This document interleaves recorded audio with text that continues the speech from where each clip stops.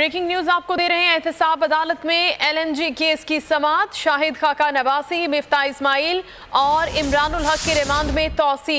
नैब की जानिब से मुल्जिमान के 14 रोजा जिस्मानी रिमांड की इस्तदा की गई थी, जिसे मंजूर किया अदालत ने, और तीनों मुल्जिमान की जिस्मानी रिमांड में अब 26 सितंबर तक तौसी कर दी गई है। मजीद क्या अपडेट्स हैं जानते हैं बोल न्यूज के नुमाइंदा अफजल जावेद से।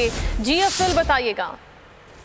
देखिए, साबिक वज़ीर आज़म शाहिद नवासी, मुफ्ता इस्माइल और इमरानुल हक को जो है जिस्मानी रिमांड पूरे होने पर न्याय की टीम ने आज इस्लामाबाद की एहतसाब अदालत में पेश किया। और जो अदालत से न्याय की संस्था की गई कि इन तमाम मुल्ज़मान को जो है 14 रोजा जिस्मानी रिमांड दिया गया, जिसकी पर शाहिद नवासी खुद उठकर जो है कमरा अदालत में रोस्टन पर आए। उनका ये कहना था कि वो पहले ही कह चुके हैं कि उन्हें उन 90 रोज के रिमांड पर जो है नैब के हवाले कर देंगे, क्योंकि इस केस में नैब को अब तक कुछ नहीं मिल सका। वो झूठे केस उनके ऊपर बनाना चाहते हैं। साथ साथ शाहिद नवासी ने कमरा अदालत में ये भी कहा कि गुज़िश्ता चीफ जस्टिस ऑफ पाकिस्तान पहले ही कह चुके हैं कि तमाम काम इंजीनियर्ड हो रहा है, लिहाजा वो इस मामले में मजीद कुछ नहीं कहेंगे, जिस पर अदालत ने पहले फैसला महफूज किया और फैसला सुना दिया। 26 सितंबर तक जो है तमाम मुल्जिमान को जो है जिस्मानी रिमांड पर जो है नैब के हवाले कर दिया है। जी ठीक है, एक बार फिर इन तीनों मुल्जिमान को नैब के हवाले कर दिया गया है जिस्मानी रिमांड पर। बहुत शुक्रिया अफजल जावेद आपका।